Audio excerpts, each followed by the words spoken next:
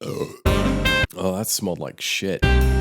This might have been like the last most intense double shift of like the 2 weeks of nonstop double shifts that I was doing at this place, the Ritz. It's like the flagship Alamo Draft House in downtown Austin. And I got off work late, closed the place up.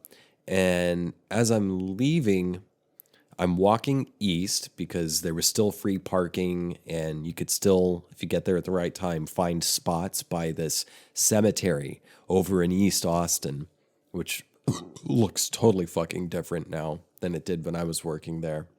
Like, different fucking town completely. It's unrecognizable. The vibe is too. It ain't the same, man. Gentrified as fuck. But nonetheless, I was walking back toward my car, and I was getting on the smaller numbers streets or whatever. No, the numbers in north and south. I was going east to cross the underpass of I-35 to proceed to what is called East 6th Street to go get to my car so I could drive home. And, I'm fucking burned out. It was like working in a submarine in this kitchen. No windows, it was a really tight, hot, very active space. And, I was just dazed. But prescient, not prescient, but I was dazed, but of sound mind as I left.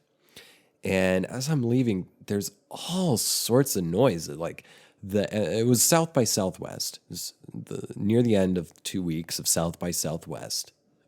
And before I get to the underpass of I-35, there's an unusual and very intense chaotic energy going on.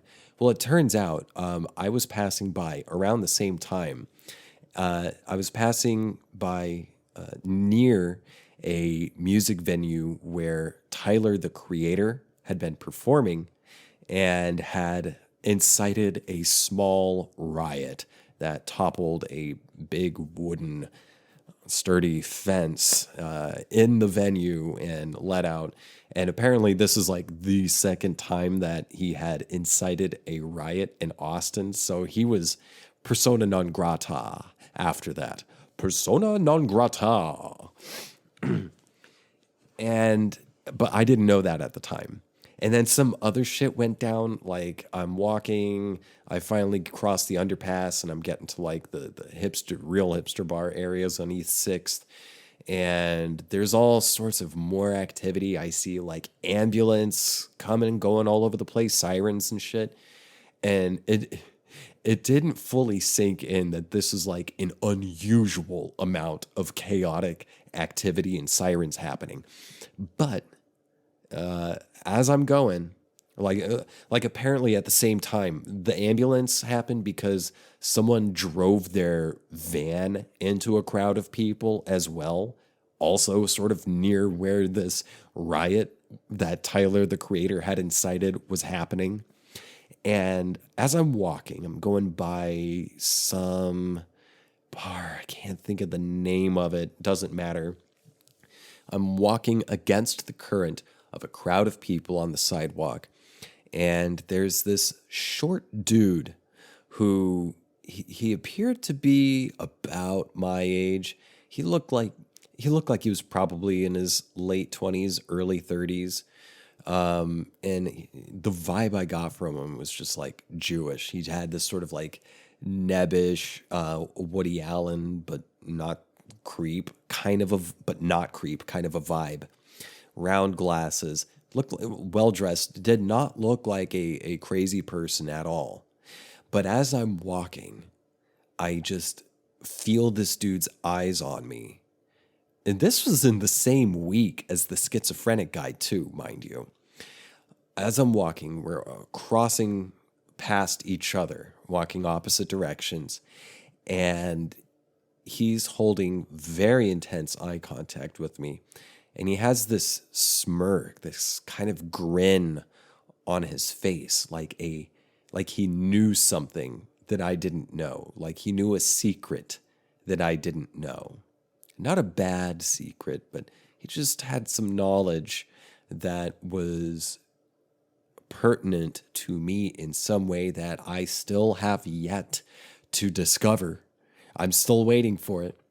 But he's got this knowing grin on his face and this knowing look in his eyes. And he looks at me like he fucking knows me. And I'd never, ever seen this guy in my life. Ever. And he's smirking and we get closer to each other. And he just kind of like shakes his head a little bit while smiling like, oh man, you're in for some good stuff. Like that kind of a vibe. He's like smirking, kind of shaking his head a little bit. And as we get close enough where he somehow knows I can hear him, I've already got kind of hearing problems a bit. He's still looking me deep in the eyes, shaking his head, grinning, and he says, James, and then just keeps walking. That was it. He knew me. He knew my name. He knew something about me that I was and am perhaps still unaware of. I have no idea. I just expect to run into this guy again sometime in my life. I just expect it. Perhaps I am open to the unpredictable, the strange, spiritual, supernatural. I'm open to this stuff. Paranormal. I'm open to this stuff. Because it's logical to me. Nonetheless, these are just small examples of things. And that one's not as crazy as like some of the other stuff I've been in really uncomfortable situations. But for so long, I felt like, God damn it, I am a fucking crazy magnet. What's wrong with me? Why does this keep happening to me? Then come this past year. And so much excruciating boredom and fear of being stuck in boredom forever. Regardless, I've got a lot of fucking stories. I've got a lot of interesting stories. And for that, I am glad.